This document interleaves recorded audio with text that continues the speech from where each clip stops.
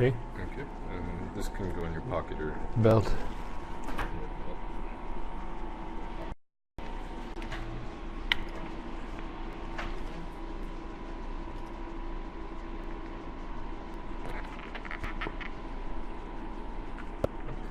you're ready to go.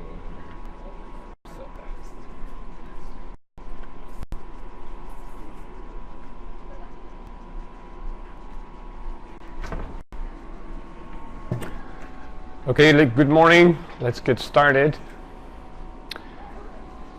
My name is Feike Leij, and I've been teaching fluid mechanics for over 10 years at Cal State Long Beach. So what we are going to go do today is go over some of the material that may come up during the exam, the test. So there's a lot of material in fluids. I will go over the diagnostic exam and I will review the theory, but since there's so much material, probably the most productive way is if you guide me to topics that you're not quite sure about and are going to come up perhaps during the FE exam. So feel free to interrupt if the stuff is not clear or it's already very clear to you and kind of insulting your intelligence if we move on, because there's plenty of ground to cover. And if something comes up later, you can always email me too. Yeah, you have my contact information, right?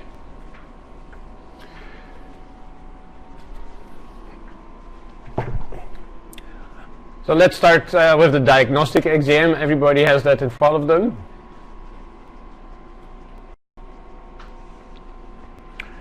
The first problem deals with oil flow. So a little bit different than water. Yeah, they want to make sure you can handle fluids that are non-traditional. So oil frequently comes up. When you do these type of flow problems, if the head loss, first order of business is to get the Reynolds number.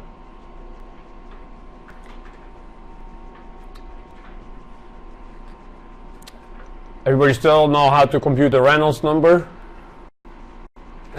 No? So the Reynolds number is really the ratio of inertial to viscous forces. Yeah, the resistance, the drag goes in the denominator. The driving force, how easy it is to accelerate or decelerate, goes in the numerator. And if you do that, you get this expression for pipe flow. The density of the fluid, the velocity of the fluid, the diameter, divided by the dynamic viscosity. Yeah? Is it possible to go through the theory first and then come back to the... That would be fine.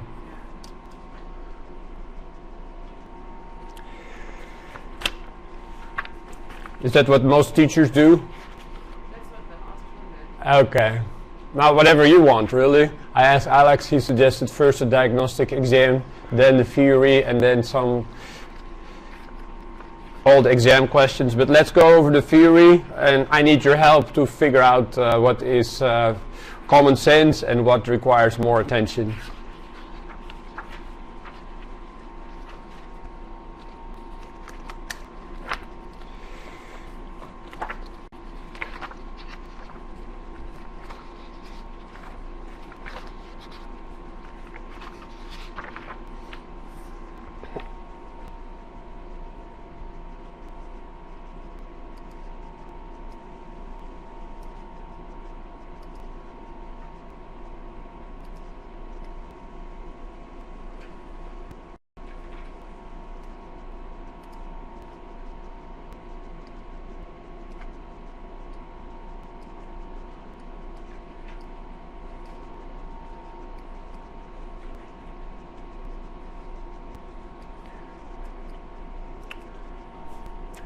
So we're going to look at fluid properties.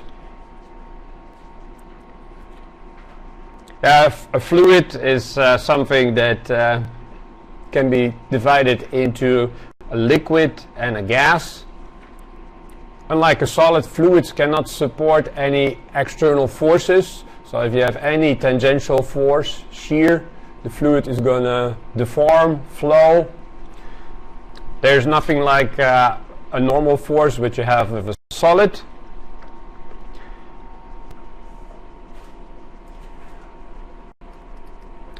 Some of the common variables, the density of the fluid, yeah, you know that from other areas too, the mass over the volume. Actually, we don't use density as much as for solids.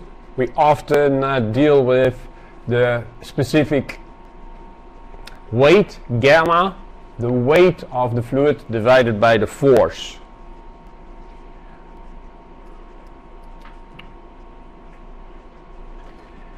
Then the specific volume, which is the inverse of the density, is also not used too much, especially in civil engineering.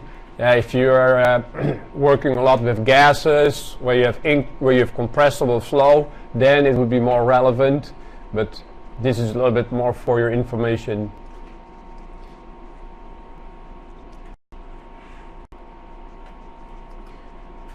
The specific volume has units of inverse density, so it would be in SI units, cubic meters per kilogram. Then the specific weight, I already alluded to that. Gamma is weight over volume, and it's related to the density using the gravitational acceleration. So the ratio of specific weight of a fluid with that respect to water is the same as the specific weight of the density of the fluid with respect to water.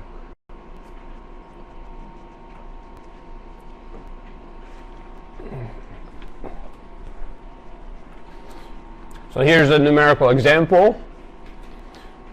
Can everybody hear me okay and see this?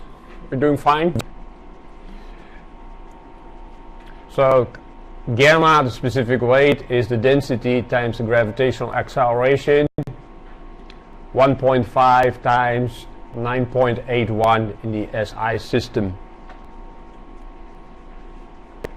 So the units, if you work it out, kilogram per second square per meter square, but really the conventional unit would be mass per volume. So Newton per cubic meter.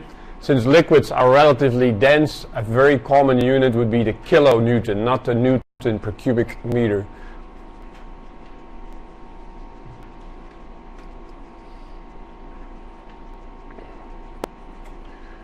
So this gas has a very low density. If you multiply 1/2 by 9.81, you have a low value. So our answer would be B, 14.715 Newton per cubic meter.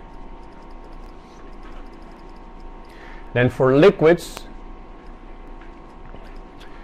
we often use the concept of specific gravity, which is the specific weight of that liquid with respect to water under standard conditions, or the density of the liquid divided by the density of water. If the liquid doesn't mix with water, a specific gravity of less than 1, what does that mean? If the specific gravity is less than 1, what's going to happen if we pour the liquid on top of water?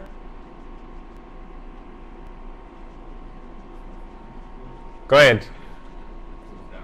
No, it will float. Yeah, specific gravity less than 1, you know the liquid will stay on top. If it's greater than 1, there are not too many liquids like that, but some, they will sink. Mercury is a prime example.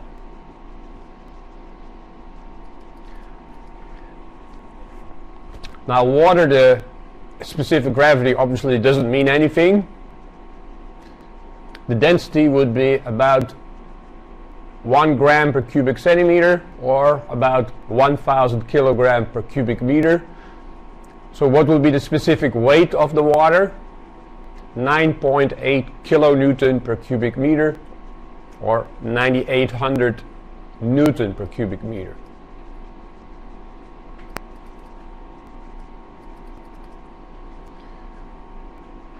So if a fluid has a density of 860 kilogram per cubic meter, Would it float on water or not?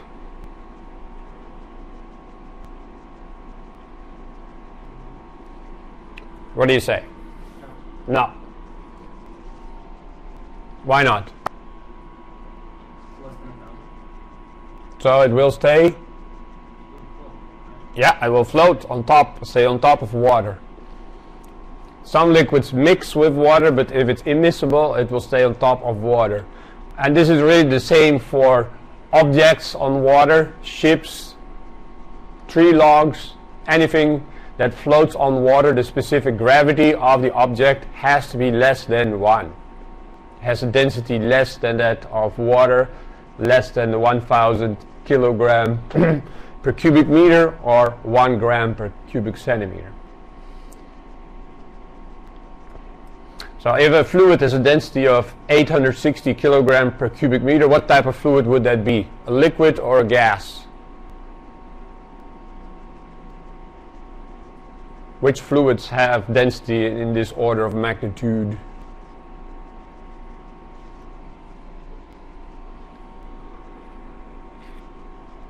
Liquids. Yeah, a gas would only be a couple of kilogram per cubic meter. So the specific gravity you get from this density divided by the density of water.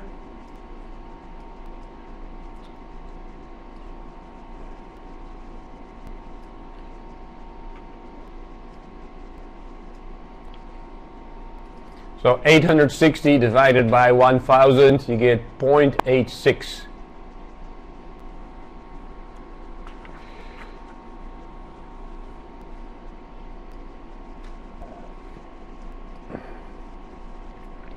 So the answer would be C. Should I go a little faster, or is this a good speed to get started? This is familiar stuff? It's been a while. We'll make it happen, but 3 hours is not a lot for fluids to review the material. Okay, the second important concept is pressure. Yeah, pressure is really force divided by area.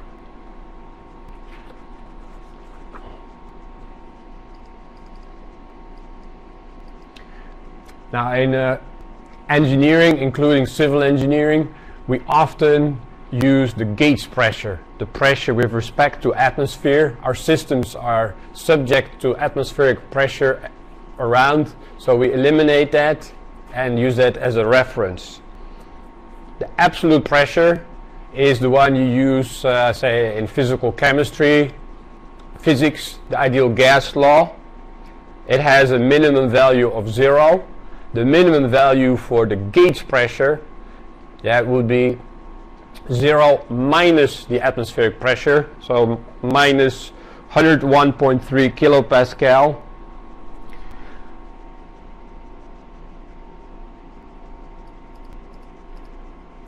So those are the two equations: absolute pressure, atmospheric, plus the gauge pressure. If you have the absolute pressure, you can get the gauge pressure by subtracting the the atmospheric pressure. Now we don't like to use negative pressures, so if our fluid is under suction, the absolute pressure is somewhere between the atmospheric pressure and 0. The gauge pressure would be negative. We reverse the definition. Yeah, the vacuum pressure is really the atmospheric pressure minus the absolute pressure. So you take the opposite of the gauge pressure to get a positive value. This is referred to as the vacuum pressure. Standard atmospheric pressure, 1 atmosphere, 101.3 kilopascal, and in US units, 15.7 psi absolute. What would be the gauge pressure here? If you have an absolute pressure of 101.3 kilopascal, what would be the gauge pressure? Can you tell me?